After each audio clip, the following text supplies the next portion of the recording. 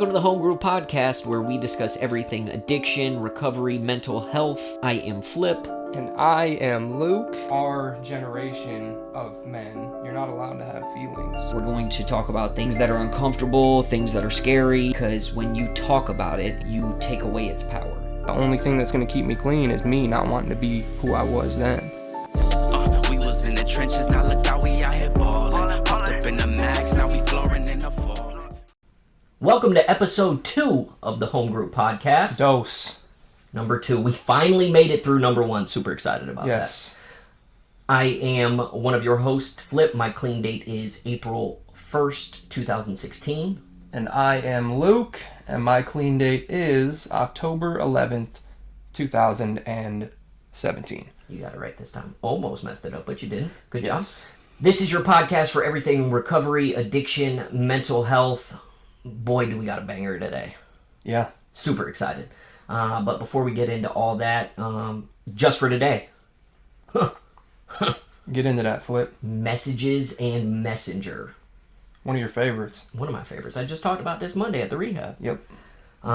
Love this one, right? Because it's about placing principles before personalities, which can be difficult to do sometimes, right? Sometimes we all have experienced that at a meeting where there's that one individual that just gets under your skin, right? And it seems like whoever that individual is to you shares at every meeting. You got one? Is that it for you? No, I got tons. Okay. I got tons. I just wanted to be clear. I didn't want to be the only one. And so, one of the things about going into the rehab that the guys say, they appreciate when we bring the meeting in because we're younger, right? Right. We're actually one of the only, and I'm not going to name drop, but meeting that deals with drugs. I'll say that, right? And a lot of the other ones are strictly people that struggle with drinking. Right. And, alcohol. Yep, and they're 90 years old. I'm not going to say the name, but it rhymes with Schmashmaholics, Schmanonymous. Okay. And something that, they keep coming with is like, hey, these dudes got clean during the Great Depression. Yeah. Like, what? How can I relate to that, right? Yeah. And I remember being in that same position, and I kept hearing the reoccurring theme, listen to the message, not the messenger, right? Right. And so what I started doing is whenever that individual that I don't necessarily care for shares, I put my head down and I stare at the floor and I just try to listen to the message, right? And sure as shit, you hear some things. There's something in there. You hear some things. You can at least cherry pick a couple things. Absolutely. It may not be, it might be convoluted with a lot of just completely ridiculous stuff. But Right. there are nuggets in there. The moon's in retrograde. Right? Halley's Comet is coming around Jupiter. Yep. And that's why I'm acting like this. Yep. Yeah. Exactly. So, I think that that's super important. Love that reading. So funny that I just talked about that on Monday, and then, of course, here it is. Just like that. Just like that. That's your higher power, though. Absolutely. You always talk about your higher power works through other people. Absolutely. It's not this big booming voice in the sky. I always thought it was like Lion King. When he looks up in the clouds and sees his dad and his dad's talking to him. Oh, yeah. But, my higher so power... sad. Yeah, no. We'll get into that. Don't worry. We'll get into Disney movies in a little bit. Okay. But my higher power speaks to me through individuals, it can be commercials, it can be songs. What I just had to do was be willing to hear the message. Right. You know what I mean? I remember when I was in rehab and I was actually going to give this thing a shot, right? And we used to get, towards the end, when you're about to commence, you'd get day passes, right? And we had workout equipment in there, and we used to be allowed to have protein, right? And so I had my folks take me to GNC, and I'm in there, and I'm talking to the guy. Behind the counter is this jacked dude, just big as a house, right? And he was like, oh man, he's like, what gym do you work out at, right? And I always had I always struggled with honesty. Yeah, of course. I was a habitual liar. I lied so much that I believed my own lies. Right. You know what I mean? And in that moment, I hesitated because I knew all the local gyms that I could have said. And I said, hey, man, I said, honestly, I'm in rehab right now. Just trying to work on myself, and we got some workout equipment there, so that's where I'm working out. And he said, really? He said... You were honest. I was honest. With a complete stranger. Wow, dude. And he said, that's so crazy. He said, what rehab are you at? And I told him, and he said, are you kidding me? I said, what? He said, my sister's there right now. Wow. And so that was my higher power telling me, this is what you're supposed to do. Yeah. You know what I mean? It's okay. Right when you're honest for that first. Dude, I was a NASA engineer for 4 years when I was living down in Northport.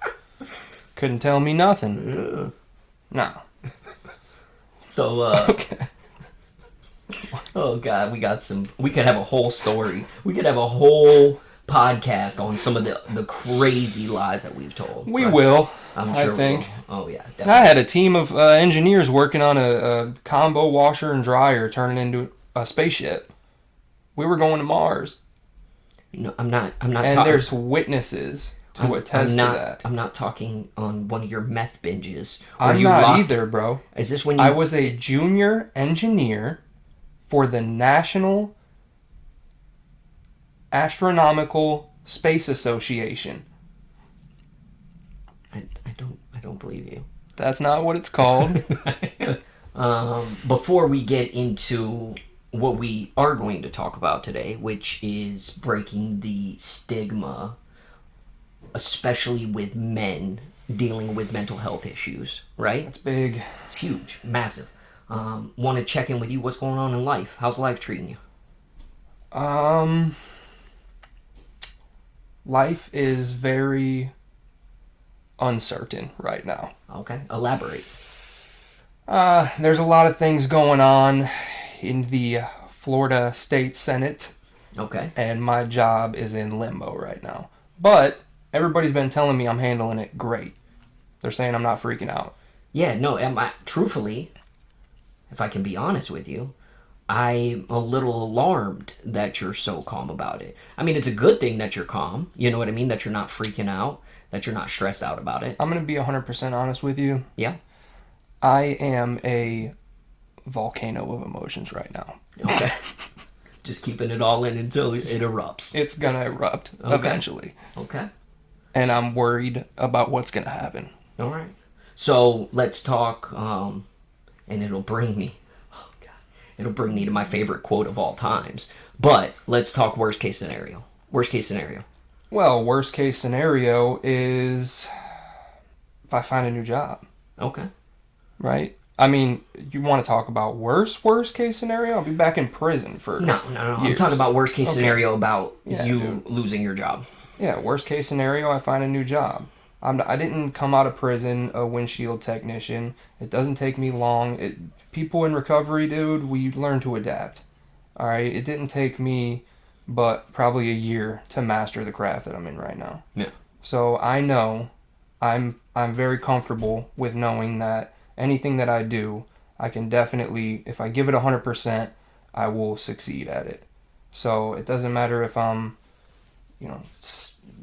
putting in windshields, selling windshields, working at 7-Eleven, dude. You'll go in there, everything will be perfect, bro. That will be the best gas station trip you'll ever have in your life. Fair enough. Go ahead. I think my concern for you is because your current job provides a certain financial stability and financial, from what you've told me, the financial freedom that you have not experienced. Yeah, and I'm definitely gonna feel it. Yeah. I'll take if I have to take a pay cut somewhere, I will feel it, but I can make it work. I know I can make it work. I survived on honey buns and ramen noodles for 4 years. I can definitely make it work. Yeah. Now, can my girl make it work? That's another story. Yeah. She might leave me. She ain't gonna leave you. She's not gonna leave me. She might kill me though. She'd definitely kill you. And For then sure. she'll leave me in the swamp. Yeah. Absolutely. So, So okay. if something happens to me in the next week, you guys know who did it. Absolutely. Wanda Figueroa. Name drop. Name drop. I'm not gonna say her name, but it rhymes with Shmanda, Shmigaroa, Schmigger Shmigaschmawa. Okay, so okay. Well, damn. I mean, you're handling that better. Necessarily, I can't say better than I would because I'm not in that situation. I was in that situation. Except different. At least you have a heads up, right? Because I just lost my job a few months back. Yeah, and look at that. I saw you pass that hope on to me. I saw how you handled that. You moved right on into the next thing. Yeah.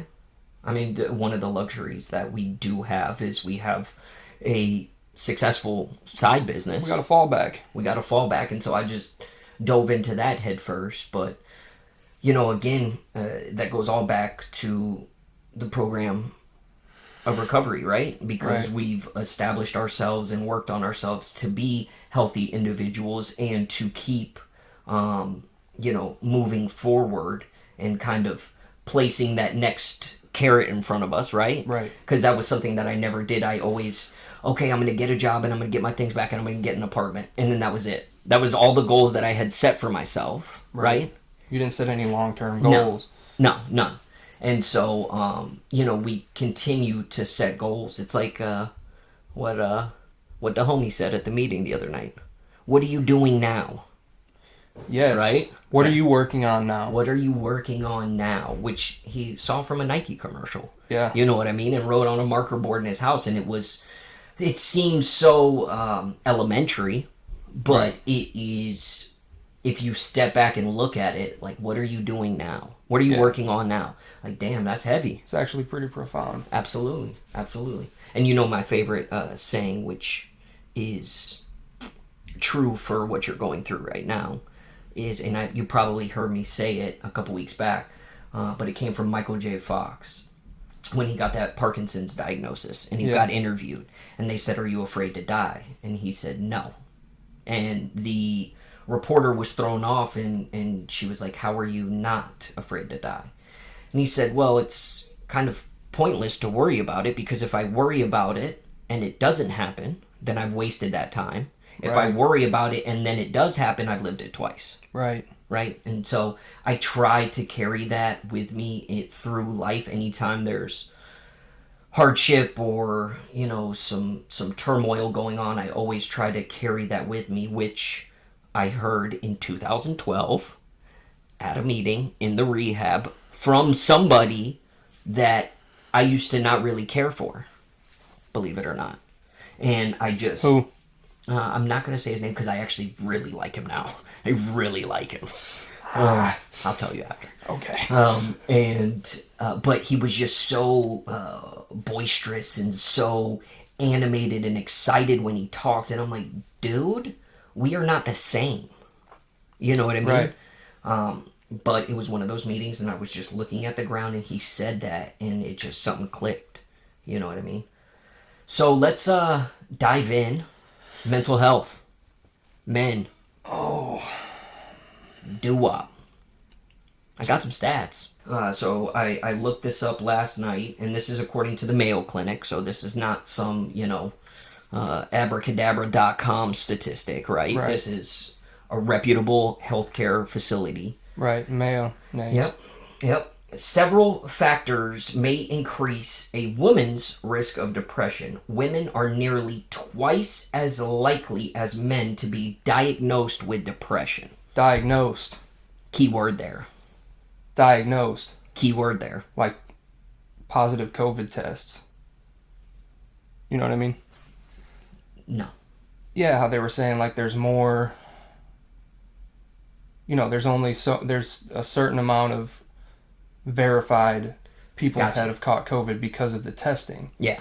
And they're going off of the test. Yeah, that makes sense. Right. That makes sense. So, for me, right, because this is a very important topic. Anytime you talk about mental health, right? And like I shared in the last episode, my mom has struggled with anxiety, panic disorder, my entire life.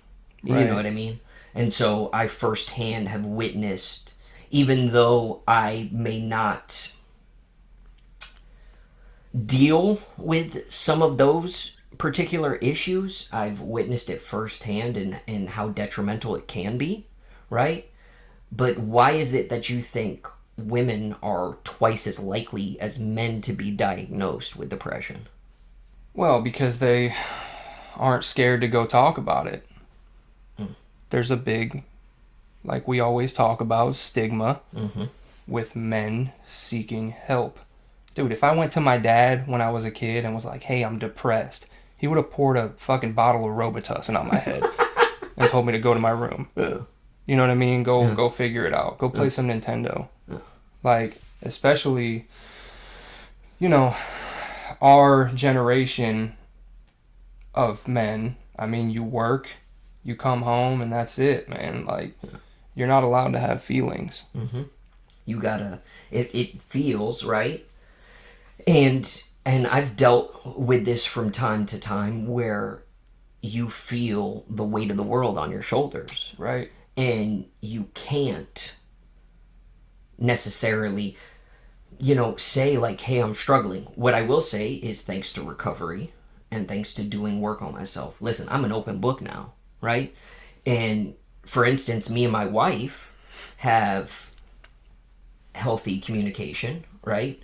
And it wasn't that long ago, she was changing careers, going into another field, right? And going to school. So all three of those things at once. I had just transitioned into our side business full time, right? Yeah. And I didn't say anything at first. And she could just tell because I was real short that evening. And she said, what's going on? And I just puked all over, right? Yeah. I was like, listen, I said, I'm frustrated because of A, B, C, and it's just a lot. And we talked about it, and she's like, I'm just not used to this affecting you like this. And I said, yeah, but that's the problem, right? Is it's almost expected, right, that I just carry this weight and just be the rock. Sometimes I can't be the rock. You know what I mean? And I'm actually the other end of the spectrum too. Yeah. It's like I don't really show where I'm at. Yeah. I'm not there yet. Fair enough. Go ahead. No, it was just, it was a great conversation, and, it opened that dialogue, and right. I got through it, and it was short-lived, but, I mean, listen, growing up, my stepdad who raised me was it's black or white, there is no in-between, right? And he wasn't an emotional guy, he was a rock, you know what I mean? Yeah. And my mom enabled me, babied me. I was a very emotional kid. You know what I mean? And so it was just one of those tough things that eventually when my addiction came along and that fight or flight came up, I'm flying. Yep. I'm out of here. You know what I mean? And so, today though, I'm an open book, dude. You want to talk about Disney movies? You want to talk about Disney movies? You want to talk about how every time I watch Moana, I cry? At the end? Coco? When Mufasa falls from the cliff, it's over for me, dude. Forget about it. Call everybody, tell them I'll just, reschedule all my jobs. I'll be in for a week. Order me a couple taco packs from Taco Bell. I'm done. Yeah. It's over. Yeah. Bro, you know how many times at the end of Coco I get up randomly to go to the bathroom even though I don't have to go to the bathroom? Every time when he's singing that song at the end of the movie and my daughter looks over at me and says, Daddy, why are your eyes watering? Are you okay? You know what I mean? Like, I mean, listen, I'm completely okay. Listen, you catch me up with a good Hallmark commercial. You might see a couple droplets. Yeah. It's songs for me. Oh, God. I'll be watching The Voice, dude. I cry 3 or 4 times every episode. It's bad. Yeah. So what do you think have you always been that way? Because you just said you're opposite end of the spectrum. You're not there yet. I think so. I was a crier Okay. in school. Yeah. Teacher would yell at me and I'd cry. I think when I went to prison, a lot of those emotions get suppressed. You're not allowed to really feel anything in there. Yeah. You know, they tell you how to feel. And if you show any weakness, they will exploit that. Yeah. You know, it is fight or flight in there, and unfortunately there's nowhere to fly. Yeah. So, but are you afraid to express how you're feeling now? like I said, I'm getting there. I don't think I'm there yet. I think you're pretty good, at least with me. Yeah. You know, when you're going through some... I mean, normally I can hear it. Yeah, there's certain... I mean, if I'm around a bunch of people, I'd shut down, dude. Yeah. Even like going to meetings and stuff, it took me a long time going to meetings before I even started sharing. And honestly, I really don't even share that much now because I'm just kind of there to just take my piece from it and figure out how I can apply it to my life, right? Now, do you think, because you've been through some shit, Yeah. you've got a substantial amount of clean time, Yeah. do you think that maybe it's important for you to start? Oh, 100%. Okay, so how do you get there? What's the process look like? I I think the rehab's helping. Because you don't have a choice, you have to share. That is a big thing. Yeah. Definitely. That has changed a lot for me. This podcast is starting to, you know, Well, you're not gonna have a choice with me, you know that. Yeah, I know. I'm pull it about you. I know.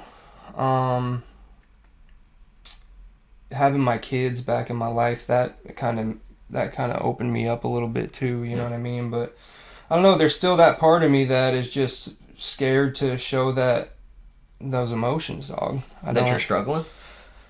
Like, what are there particular emotions? Because I know it's not happy, you're not afraid to show that. Yeah, weakness. Okay.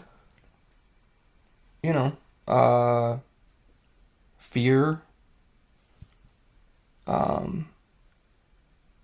And do you think that that's because of prison, or, I mean, have you thought about that at all? Not too much. No, Okay. I just kind of like roll with it. Yeah, I know. Start thinking. I know. I think prison really did a number on me, though, to be honest with you. I think it does a number on a lot of people, man. You see a lot of people in the rooms that had gotten out of prison, and, you know, it's sweet when you first jump. You're on that pink cloud. Everything's working out exactly how it should, and then you start to get hit with the bills and life and everything that comes with it, man. And it's just like, it's really overwhelming. And it's not until you get into a good rhythm that it's not overwhelming anymore. You start to get into a good groove. And then you start doing step work. And you start talking to a sponsor, and he starts pulling shit out of you that you really didn't know was in there, right? And now it's a whole nother, entirely different mountain. Yeah, man. You hear about it all the time, and you see it all the time, and there was a guy, a UFC fighter, who just lost a friend of his, Paddy Pimblett, and like literally the day before his fight, dude killed himself, right? Yeah, and I saw that clip. Yeah, he talked about it, right? And so it got me thinking, like, why is it so hard for guys to just say where they're at? You know what I mean? Or what is the thought process of somebody who is struggling so bad that they feel like they can't go on? You know what I mean? Because for me, and it's probably, I'm just conditioned from recovery, from meetings, from going into the rehab, from step work, from whatever, that like, if I'm struggling, like, I'm going to tell you about it. I'm going to talk about it, and because truthfully, that's the only way that I've gotten to where I am today. Right. Is by, and I built that support group, right? So I have actually a guy that we just called. It's his 40th birthday. Happy birthday, Babs. Happy birthday, Babs. Yeah. He's in my support group for kids, right? because he's got 37 and a half children. Oh, so you section. Yeah, I absolutely section. Okay. I absolutely. So, like, if I am struggling with something as a parent, I reach out to him. Yeah. Right? Boston Chuck, who I talked about before. Yeah. He used to like to fight. Right. He was angry. And so if I feel like if somebody cuts me off in traffic and I want to drive my truck directly through their vehicle and get out and Haruken them to the moon, right? I call him, right? And so he actually taught me about that, because originally I thought it was you have a sponsor and you talk to that sponsor when you're struggling, right? But in my experience, whenever I was, and I'm not a needy sponsee, but the few times I would go through some shit, I would call my sponsor and he would either be busy, would call me back or whatever. And I realized, like, he's my sponsor. He's not on call for me. You know what I mean? Like, It's not his job to be available to me 24/7. And then when I heard Boston Chuck talk about how he has a support group, he's got somebody that he talks to if he feels like being unfaithful. Right. He's got somebody that he talks to if he feels like fighting. He got somebody that he talks to if he's struggling as a parent. I was like, holy shit. Like, it goes back to, you ever heard the saying about raising a kid? It takes a village. Yeah. Right? So I take that same approach with me. Right. You know what I mean? It takes a fucking village for me to get to where I am today. And I definitely didn't do it on my own. You know what I mean? I have that support group. You're a part of my support group. I pretty much talk to you about everything. If you're overeating. No, that's you. Yeah, no, that's what I'm saying. I have good advice. Yeah. I have good overeating advice. No, you don't. Do as I say, not as I do. Your advice for overeating is eat another burrito. Dude, I just ate a whole bag of burritos before we started this. Yeah. I'm out of breath right now. I know, you blacked out. That's what I was worried about. I'm so upset at myself. Every time I get home with the bag, I'm so upset at myself, bro. Dude, we just got new equipment, new mic. New mic. See it? We got the light. New ring light. We're coming along. But you said that you were hungry, and I said we can go get food right now, and you said that just literally made me 10 times so happy. I'm so much more excited than I was 10 seconds ago. I get so excited that I'm just like, and that goes back to the prison thing, dude. I starved for so long, and even before then, while I was getting high, like there were times when we had a can of beans and a bag of potatoes in the cupboard, and that's it, dude. Yeah. Like, and we weren't even really thinking about eating. Yeah. But you still feel those hunger pains, man, and it's just like, I get so excited, and I get there, and I just go ham. You black out, I dude. black out, I order everything, and before I know it, I come to, and I'm sitting on my couch, and I got pizza sauce all over me, and taco hot sauce, and then there's like lasagna over here, and I'm like, where did I go, dude? And you send me... Did I go to the hometown buffet? The same thing happens every time. You send me a picture of the aftermath, the massacre that ensued, and then you say, help. And I say the same thing every time. I say, oh my God, I'll talk to you tomorrow. Yeah. Because I know you're out. I'm out. You're out. And that's why I was worried about you eating before this podcast, because I thought you were going to come on here and be all lazy-eyed and... Sick. I am. I'm lethargic. You're fighting through it. You're fighting through it. I think that's who I talk to about my problems. Food. I talk to food. Okay. Really fast and really hard. The problem is food doesn't talk back. Nope. But it makes me feel good. Temporarily. It makes me feel real good. Temporarily, and then... I'm an extremist, though, dude. Like, if I'm hungry, I'm overeating. If I'm on a diet, I'm not eating at all. That's something that I do. But do you think that that's healthy? No, not at all. Okay. Not at all. Okay. But, that's just who I am. Okay. Fair enough. And you gotta love me where I'm at. I do. With this new microphone between us. Yep. Talking about me overeating. Having the taco sweats. I have the taco sweats bad right now, dude. That's like my wife with desserts, dude. We'll get a dessert to go, right? And I'll see her open the dessert, and like I'll just be watching TV for a couple minutes, and I'll be like, oh, can I have a bite? And she literally is like this. It's like she saw a ghost. She's just holding an empty container, and she looks at me, and there's nothing in her eyes. There's nothing there. There's nothing there. Darkness. It's just darkness. And I said, babe, and then she comes to, and I said, what happened to the dessert? She's like, what happened? She goes, oh my God. Oh my God. I'm so sorry. She goes, I blacked out. And at first I was like, okay, it was just a banging dessert and that's just an excuse. But I've literally witnessed it a dozen times. Yeah. Dude, she just did it with a fucking piece of Yoder's cherry pie. I got her own piece. Yeah. Me, my own piece. Yeah. Guess who didn't get any cherry pie? This guy. Oh, dude, you want to talk about some issues in a household? Every time I come back with food for me and Wanda and Aaliyah, Yeah.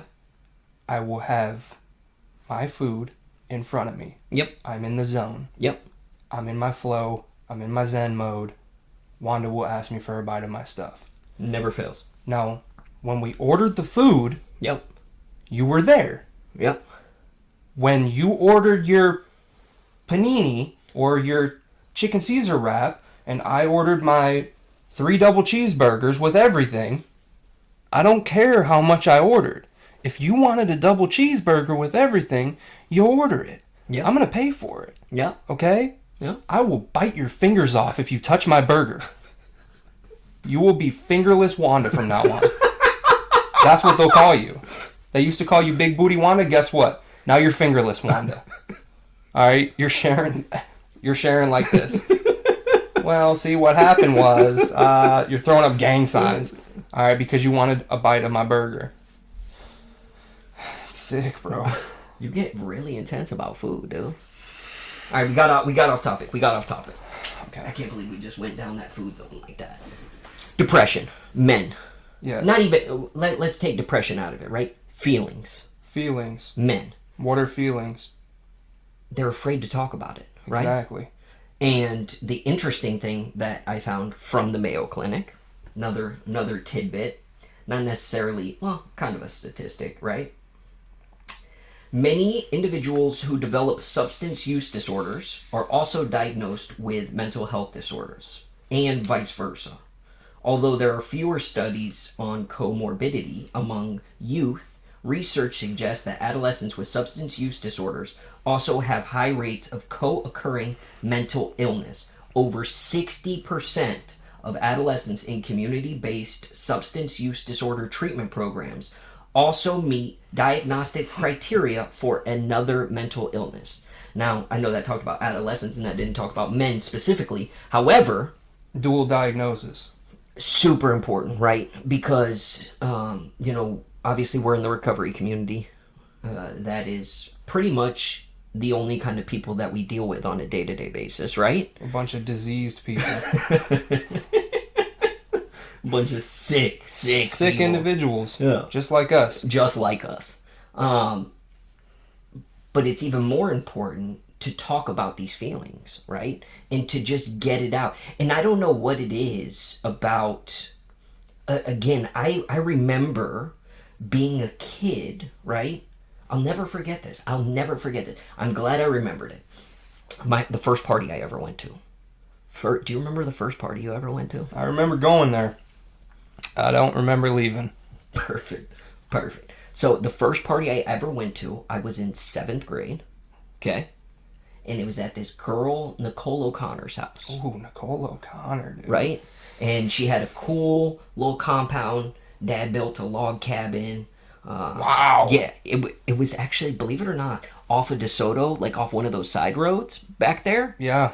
Built a super cool, like, log cabin, 2-story, had the wraparound screen porch, had a full-blown treehouse, everything, dude. Yeah, dang, y'all were hanging out. Oh, yeah.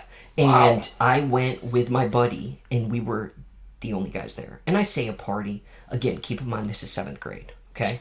So it was about 10 girls, and me being one of 2 guys, okay?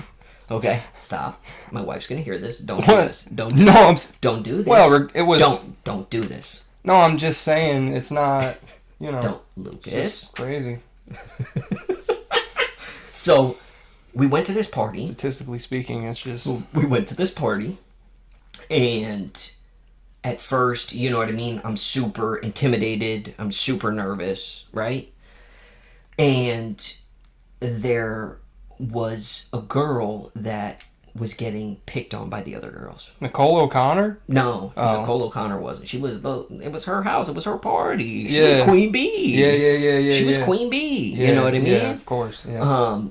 It was. You're not gonna believe her name. And I can't even believe. I don't even know if I should name drop, but I'm gonna name drop. Do you know what her name was? You already dropped Nicole O'Connor's name. Yeah, but she's not the.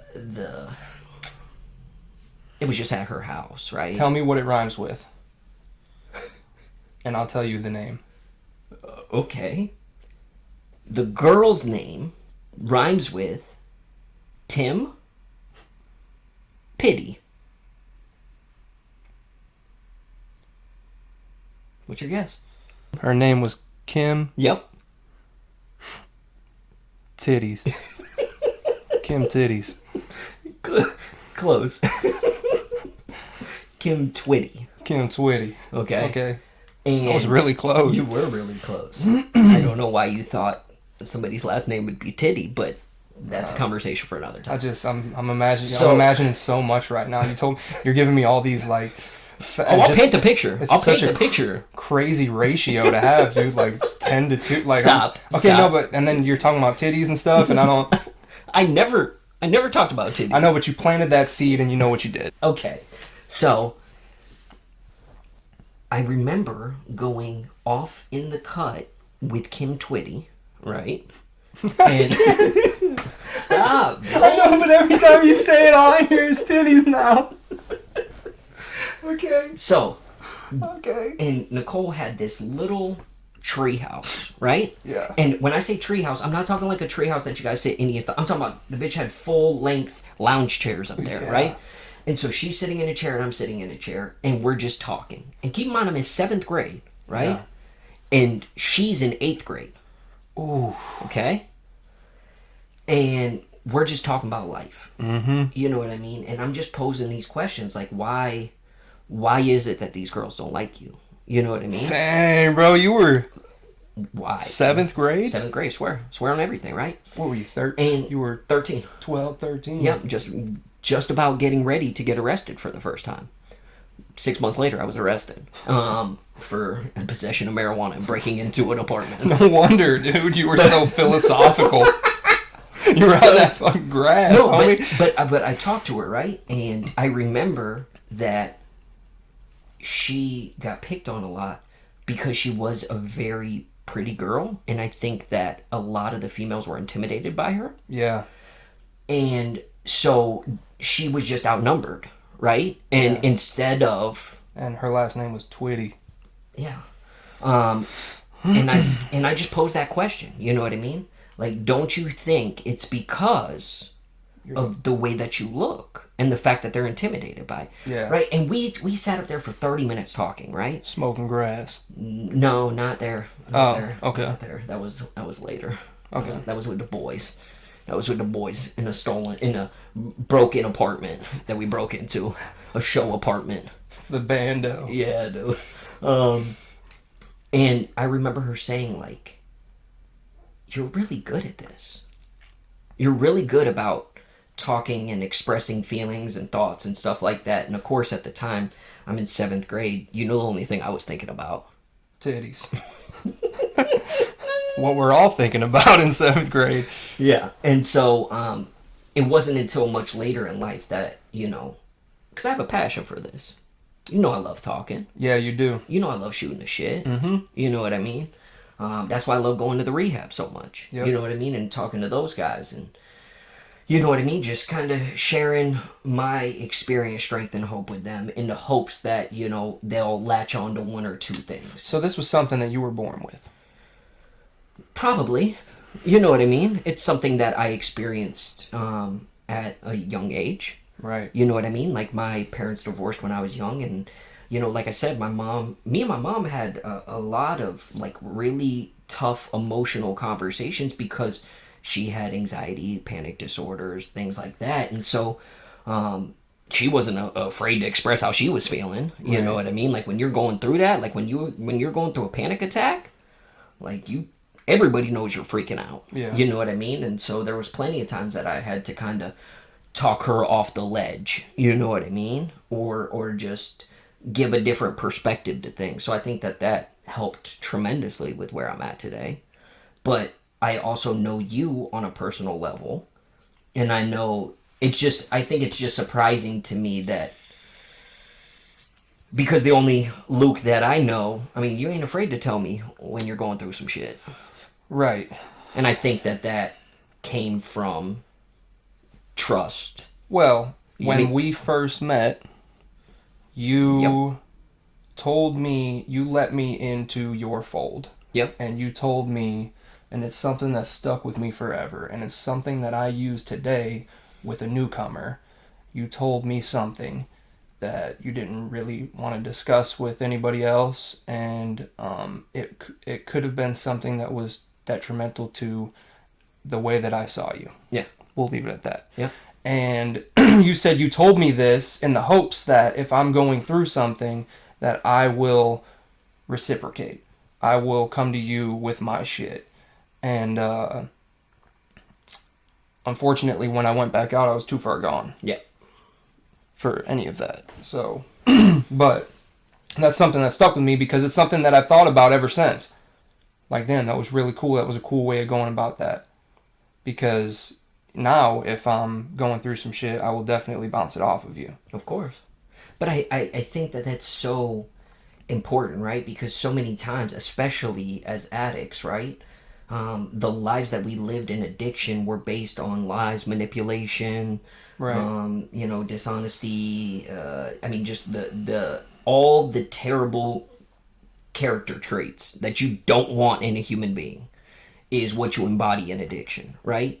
So when we get clean, we have those trust issues. We have fears of opening up in fear of being judged or not being understood, or if you tell me something, I'm going to run around and tell the whole town, right? And so that's why in those moments, right, when I connect with an individual, I have no problem telling them something about myself that the general public doesn't know, right? And it's not for me to test them to see if they'll keep it a secret. It's just for them to hopefully, like you did, because, shortly after then you went to prison. And when you came back, it was, right back to it. Right. You know what I mean? And now, we tell each other everything. You know what I mean? Yes. All kinds of crazy shit. All kinds of wild shit. Incriminating type shit. Absolutely. Stuff that you'll probably go to prison for the rest of your life. Yes. No. No. Maybe. What? I don't know. I don't know. Don't do that. I don't know.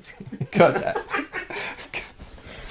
So, and I can't really tell anybody how to get over that hurdle of opening up with emotions and feelings, right? The only way, it's a double-edged sword, right?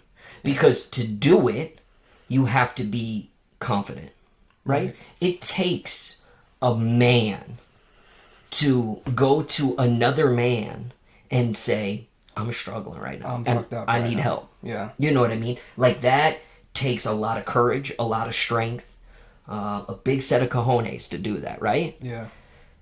But the only way you're going to get that confidence is by doing it. That's the only way, you know what I mean? So right. it's a catch-22 situation. The only way that you can start getting that stuff out is just by doing it. And when you do it, you're going to realize, like, oh shit, that wasn't that bad. You know what I mean? Right. Like, you think. That's like everything. Yeah. And actually the place that I learned to really do that in a meeting setting was the candlelight meeting. You know what I mean? What's that? Love the candlelight meeting. You go in, they do the readings, they hand out the key tags, right? And they shut off all the lights. Really? Shut off all the lights. There's one candle where the chairperson is sitting, and they open it up. And I love it because there's only ever 8 to 12 people there. But with the lights off, you can really get some shit off your chest. Yeah, that's nice, dude. Right? That's a nice vibe. Because nobody's looking at you. Yeah. So I have literally, that was the first place that I ever puked in a meeting. Like, just verbally threw up all over everybody. I thought you meant no, not actually. No, but that's where I just got some Damn, boy, you were getting some shit. Ow, boy. getting them demons about me, right? But that was the place that I learned to share on a meeting level, like when I was really struggling with some stuff. Yeah. And then took that and went into a smaller meeting. You know what I mean? And now, I mean, I can go in front of a giant meeting and tell them where I'm at, good, bad, or indifferent. Yeah, that's crazy, dude. You really have a way of expressing yourself. I don't. You do. Not in front of a bunch of people. I'm just not there yet. And that's fair. And everybody's... that's okay. Yeah, I'm working on it, dude. Of course. Dude, when COVID happened, so when we go into the rehab, there's, 3, 4, 5 of us in there. When COVID happened, they shut it down, only one person at a time. So that kind of forced me, because when I took meetings in there, I didn't have a choice. It's right. 40, 50 dudes and me. And they're all looking at me like, what's up? It's on you, partner. Yeah. You know what I mean? And, trying to get them to open up is like, it's tough. So I think that helped tremendously. But, I would just encourage anybody that is struggling with anything. And it doesn't even... I encourage you to try it with the small shit, right? For instance, when I first got clean, I used to love stealing shit, right? Yeah. And when I would walk into a gas station, I would want to steal something, right? That's how I ate through my active addiction, right? Yeah. And so it was foreign to me. I can share that with another person, and, that's no big deal, right? Like, listen, I went to 7-Eleven today, and I really wanted to steal that Snickers bar. And I know it sounds stupid, but I just need to tell on myself. Right. Or, like, in early recovery, it was hard for me to go into public bathrooms because that's where I got high. Right. Because I lived down in Northport, but I used to cop in Sarasota. And so I'm not waiting until I get back to Northport to get high. I'm getting high right away. I'm dope sick. Right. And so it was weird for me to go into public bathrooms. Now, is that a weird thing to share? Probably. But it's nothing that's like...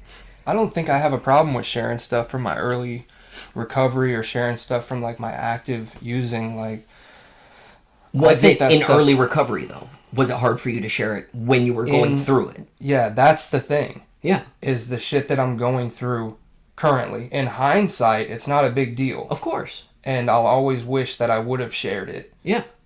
Later on. But, the shit that I'm going through now, I feel like, not that I'm scared, but, it just doesn't matter if I share it. You know what I mean? Nobody's gonna really fucking care what I'm going through. I do, but I disagree wholeheartedly. Right, and I would disagree too. Yeah. You know what I mean? If I was, and honestly, I felt that way early in my recovery, and I disagree now for how I felt then. Yeah. But in the moment, I'm always worried to share about something because it's who's gonna fucking care? Even when I'm in a meeting. It's So let me ask you something. Whether I'm going through shit or my life is great, however I'm gonna share about it, nobody wants to hear this shit. Yeah. Who am I? Right? I'm not special. But then I forget that everybody in there is exactly like me. Everybody's been through the same shit. Yeah. And without them sharing about it, I wouldn't be able to get through my shit. So, you remember when you shared your story for the first time? Yeah, I was terrified. Yep. And what happened after the meeting? A lot of people came up to me, dude. And what'd they say? And they were like, hey, man, your story that was me. That was my story. And that's why... it's very inspirational. That's why, right, we do this. Right. You know what I mean? So, listen, this is, as a matter of fact, it's Babs' favorite story. This is why we share. This is why we do this, right? In the old house. You remember the old house? Small. At the old house. Small. Yes. Right? And my wife does not like to do dishes. Yeah, that whole house was a man cave. Absolutely. Minus the man. Right? It was just a cave. Okay? And my wife does not like to do dishes. And I would just do the dishes, right? And then it got to a point where I was like, I didn't express this, right? I was like, fuck it. I'm not touching a dish. Yeah. And I'm taking a stand. I am taking a silent stand. And I'm not going to touch it, right? Yeah. 2 days. 3 days, right? Start to pile up. So then, what I started doing was throwing away dishes. Oh, yeah. I started plate here, Tossing them. bowl here, fork here, right? Like, I'm going to show her. She has no idea, right? Instead of just communicating, like, hey, can we maybe take turns doing dishes here? You know what I mean? Right. So she had no idea that I was going through this, right? All of a sudden you got... So I pick up the phone and I call Babs, right? And I said, hey, listen, dude. I said, she don't do no dishes and I ain't having it no more. And he's like, oh, man. And he let me go for 10 minutes. And when I say I was in the driveway pacing, having this conversation. Yeah. I said, I ain't doing no more fucking dishes, man. He said, Dan, that's crazy. You know, and he just let me go. 10 minutes, right? And he's like, all right. He said, you feel better? I said, no. He said, all right, well, let me tell you what my sponsor told me.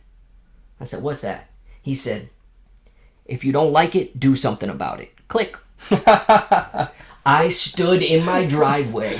Primal scream. Ah! Right? And I went inside and I did the dishes. Right? The dishes. Fast forward, this business we have now, his sponsor needed some work done at his house. Right? Calls me. I go over there. His sponsor said, how much you going to charge me? I said, well, I'm glad you asked. $1 million. And he laughed and looked at me and I was just... Yeah. Yeah. You ruined my life. Yeah. And he said, no, seriously. And I said, no, it's $1 million. Do you know why it's $1 million? He said, why is that? I said, let me tell you a little story. And I told him that exact story, right? And he starts laughing hysterically, right? And I said, what's so funny? Why are you laughing? I'm still mad because every time I walk by the kitchen, I hear Babs saying, you don't like it, do something about it, right? And he said, I'm laughing because that's what my sponsor told me. And it worked its way all the way down. And I was like, to your damn, sink. That's how this program works. Yeah. Right? Somebody learning something, hearing it from somewhere, sharing it with somebody who shares it with, you see what I'm saying? It's just, and that's why it's important to, no matter how big or small you think it is, it's important to get it out because you never know. You know, in that particular situation, I thought I was the only human being on the face of the planet that was dealing with that. Right. And it's not the case. There's tons of shit that I do that I'm sure my wife hates. For instance, I always leave cupboard doors open. You know what I mean? Yeah. Or I leave my clothes on the ground in the bathroom. Piece of shit. Scumbag. Yeah. Worst of the worst. Right? But it's those little things that talking about it builds up the confidence so when you are going through some shit, you have no problem getting it off your chest. Right. And you need to share that shit. It's good practice. Because there's somebody with 6 days clean, with 16 days clean, who doesn't think they have what it takes to get to where we are. And then they see somebody like you who's driving a nice car, who's successful, who's got the nice clothes, the nice shoes, the nice jewelry, right? Who's managed to get some clean time. And they see you share about some real shit that you're struggling with. Yeah. And that's what they needed to hear because they're like, damn, if he can do it, I can do it. Yeah, I know. That's big. Yeah. I think about that all the time. Okay. Well, I thought about that all the time. So when I was early in my recovery. So what you're saying is you're going to make a commitment to the 4.5 people that are watching. Are there already? 4.5. Okay? Who? Boston Chuck tuned in? Tuned in, dude. He's out there waiting, right? That you're going to start sharing a little more. Yeah. Lock it in. All right, well, that's that. That's a wrap. Another one in the books. Another one in the books. Another one real bites quick, dust. Lots changed since last episode, even though it was 2 days ago, 3 days ago. Twitter. the_home_group is our Twitter handle. It'll be in the description. We got an email. What's the Instagram? The Home Group Pod. Perfect. The email, thehomegroupPod@gmail.com. Send questions. Send questions. We will answer them to the best of our ability. Absolutely. And until next time, here's to another day clean. Yeah, if you got yourself today, give yourself and your higher power a snap.